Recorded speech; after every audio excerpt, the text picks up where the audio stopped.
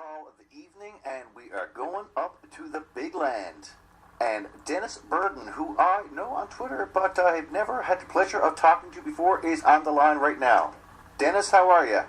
Oh, not too bad there, Skipper Boy. I was eating really like the shrimp there now in the next day or two. How's that going? It's looking a little bit better than I did last year, but we don't have any boat on us. Hadn't been fished a lot lately, so... What's your quota now? We're down to 83,000 or something now. A couple of years ago we had 400. Yeah, it's funny. I was listening to an old show on the broadcast the other day. They were fishing shrimp in Port of Schwa, and there was 30, 40 boats with 500,000, right? Oh yeah, it was a good day. Those days are gone. And so, how long do you think it's going to take you to get that shrimp? We should do it in a couple of weeks. It's only like a trip and a bit there. We take around 60,000. We get the full trip, so.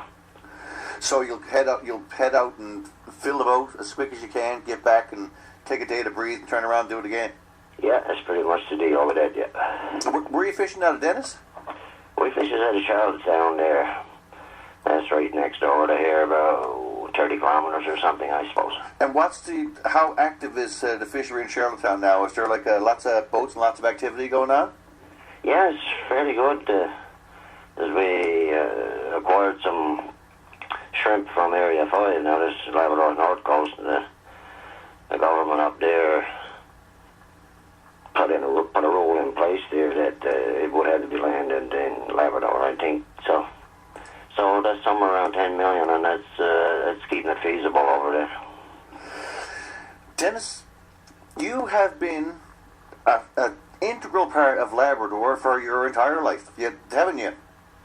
Oh, yeah. You've seen it all? Pretty much, yes. What do you think of it all, Dennis? I don't know. I don't know. The future don't look very bright, I tell you that the state this province is in now, and I don't know how we're going to get out of it. It's pretty obvious that our premier or our governments, no matter what colour they are, it's not going to address the issues, and like even our Aboriginal leaders don't have the ability to speak out. We got this muskrat thing going up there, and you contact government and you talk to those people, and nobody hears a thing. All this info that's floating around out there now, you got Des Sullivan, Cabot Martin. It's been years, been trying to be heard. We're finally getting heard, but it don't seem like it's going to the right ears. Or what about the Labrador 3? Do you think, what have they done, do you think, to raise awareness not only in this province but nationally? Yeah, it's gradually getting out there, baby steps, I call it, but... I suppose, I don't know what we're going to do. Labrador being a small place, you probably know Jim and Eldred and Marjorie, I guess, do you? Oh, yeah, I was almost in the same cell sitting there, I guess. I was out fishing at the time, and I couldn't make the court date, so... Yeah. Because you would call yourself a land protector, I guess, as well, Dennis, wouldn't you? Yeah, that's the name that they stuck on us, so I guess it seems to fit. Yeah, well, it's actually a name that you guys almost coined yourselves, right? Because you didn't really want to be called protester. You liked the term land protector, which is a nice... Because, the protests have been, for all intents and purposes, peaceful. Yeah, we've been trying. When we were in camp this year, we actually took a pledge, all of us that were there, that we were going to remain nonviolent no matter what they threw at us, and we've hung on to that. You've, of course, we talk about this case with the what has been known as the Labrador 3, but you've been a bit more of a pioneer in terms of dealings with Nalcor protesting. Yeah, I spent a lot of time at it. I don't really blame people for not knowing this, because, everything's been used against us.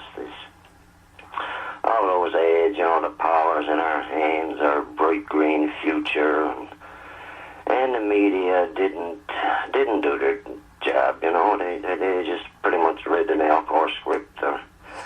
Yeah, and it was a situation where it's like, I guess that the media being media located in St. John's, and it being $1,400 flight to get up there. It's for the most part, the story as it was coming out was trickling out through Facebook groups until basically Justin Brake went up and did the coverage that he did and really opened people's eyes to what was going on up there. I thank God for that guy. I've been friends with him for quite a while on Facebook there and stuff, and I was actually part of the fundraiser that got him up here. Mm-hmm.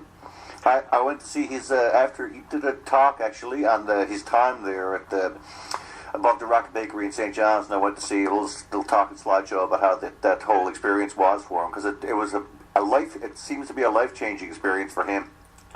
Yeah, it had to be. It got kind of emotional at times, I remember the night we walked him out of camp. We walked into the gate, me and another guy and a couple of drummers. We walked so far with him, that was rough. There was a lot of people wondering what was going to happen next, that we didn't, we didn't have a voice anymore.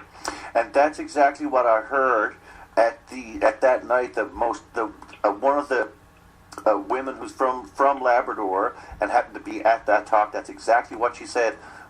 Now that you're gone, who's going to be our voice? But your voice is getting stronger, Dennis. The Facebook groups and social media is definitely helping you out. Ossie Michelin became an overnight sensation with his trip to Ottawa.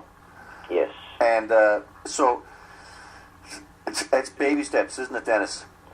It's baby steps. I don't know how much longer we can go without somebody soon is going to have to give for. Our only option they're leaving us now is to take this to the streets and revolt, because it's pretty obvious that none of our leaders has the ability to speak out against this. Whoever's running this show, it's beyond ball government, I think it is.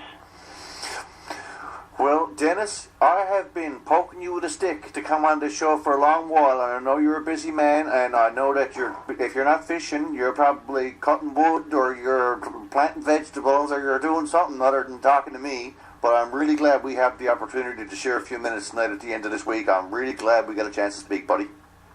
Yeah, and running dogs. I got a dog team too. That takes up quite a bit of time. Beautiful life, it sounds to me like. I'm hoping I can keep it. I hope you can too, Dennis. But the biggest problem now is for us is might sound might not sound too well, but it's the justice system now that's forcing this issue now. I wonder how do those injunctions do those corporate people just walk in and say, give me one, and it's automatic? Do they ever look and say, this is unjust and you can't have this injunction? I mean, I don't know. I actually don't even know what I'm going to do. Am I going to sit here and wait until they issue an arrest warrant for me and come and get me, or am I going to go to court? And, somebody's got to stand up to this farce called the justice system. It's a bit ridiculous. Yeah, and it was heavy-handed, but that could be possibly meant to sort of scare people away and to let you know there was a pretty heavy RCMP presence when a lot of the big machinery came in there recently too. It's there's a stand being made on that side, and it seems like there's also a stand being made by the protectors, and it's been it's simmering and simmering, but it seems like it's starting to boil again, Dennis. Yeah, it seems as though they snapped their fingers and there's 300 tops on the way, you know what I mean? I'm not calling out the RCMP officers or anything, but...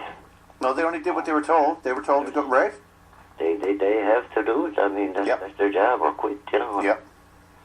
And a friend of mine from Cartwright messaged me a little while ago to let me know that Mr. Joe Smith is in Cartwright now as one of the security on the dock there. Is that another scare tactic? That's an interesting little tidbit you've left us with tonight, Dennis. You know what? I'll get a close to the end of the show. Don't be a stranger. The next time I'm on this show, I'm going to start poking you with a stick real early. Yeah, thanks for the opportunity. You don't be a stranger to this show, Dennis, because your views are welcome, and we don't hear from enough people from the big land. I'm really honored to get a chance to talk to you tonight. Thank you very much. Thanks, bud. Bye-bye. Bye. That's the last caller of the week.